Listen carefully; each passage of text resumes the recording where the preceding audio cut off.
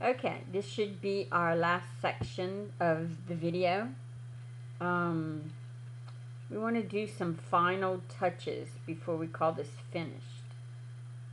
I would probably go in and add a vignette.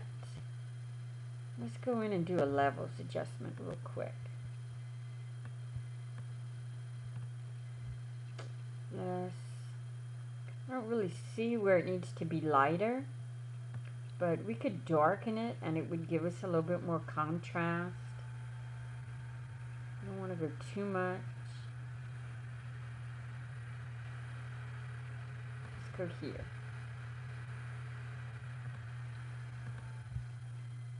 So this was before and this is after. Let's try. I like that. Let's merge this down. Let's do one more thing here. Let's go back and create another blank layer. And I'm just kind of rambling on and thinking of different things I can do. Let's go up to edit and fill. We'll keep our 50% gray. Change to overlay. And select, instead of burning and making it darker, let's select our dodge tool and we'll make it lighter. And it's still set on the same thing, midtones. This one's set to 16%. I'm gonna make my brush just a hair bigger. Start at the top and maybe just kind of highlight some of her curls.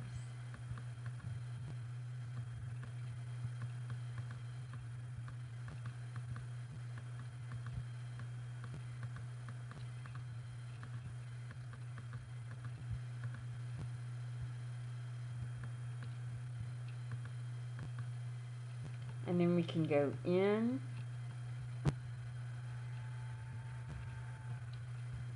where her eyes are. You can make your brush small, about the size of the outside. Sometimes you can dodge a little bit of lightness back into the eyes. These are so brown and so dark, there's not much we can do. Okay. Now this is adding some highlights. So it's not a big effect, but if you're working on this image and you want certain parts to pop, that's a great way to get that done. Let's merge this down.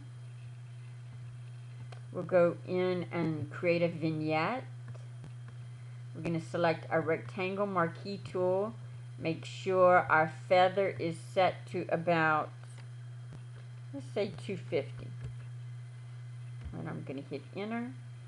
You need to be where you can see gray space around your image. If you can't see that, you want to go to Windows, Arrange, and work in Cascade mode. And then you start here and just drag, and it will fill the image. You see the rounded parts? That's our feather. We want to invert that. So instead of the center part being selected, it's just these outside edges. And the shortcut for that is Shift-Control-I. And now you see the selection is on the corners. And we're going to put that on its own layer with Control-J. If we hide this layer, that shows you that edge.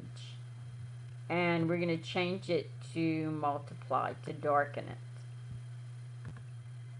So this is before and this is after. Can you see the difference? It kind of makes her pop out a little more. I would add a layer mask, select my brush, and anywhere that it was the person, I would brush the vignette off.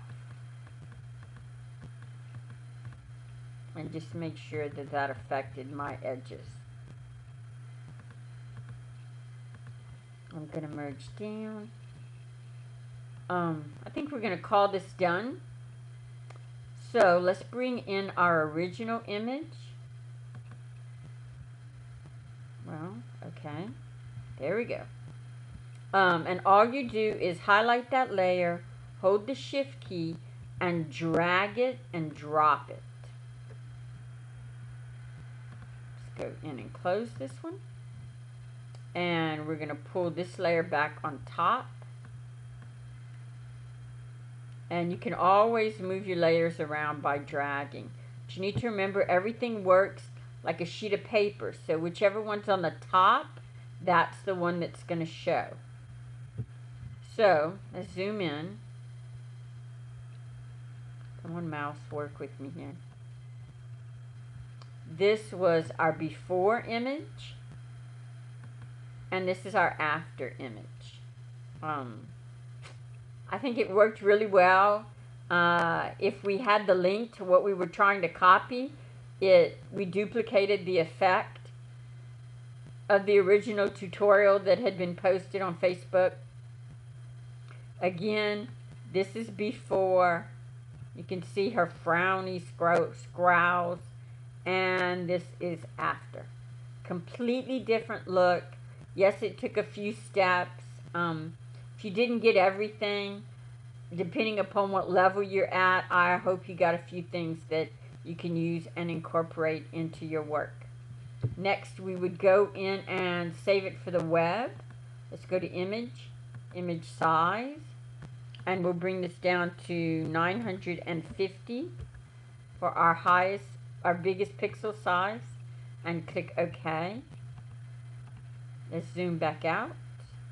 I'm going to go back to white, select my text tool, click here. Oh, way too big.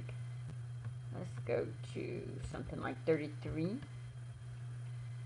And we'll just pick a plain font.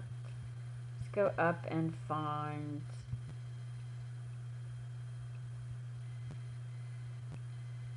Arial is in here, right? Let's choose Arial. It's still too big. Let's go to like 20. And I'm going to type Kim Boustany photographic art. Click on my type layer. I'm going to use Control T for my shortcut, which is going to give us our transform box. On Elements, you don't have to hold the Shift key, but on Photoshop you do. And I'm going to pull that arrow in until I get it the size I want it to be. I want it to be, if I'm going to post this on the web, I want it to be in an area where if they cropped it, it would make it difficult. So I'm going to leave it that high, right under the face. And then I'm going to drop my opacity down so it's there, but it's not overwhelming the image. But it is there, and it does show.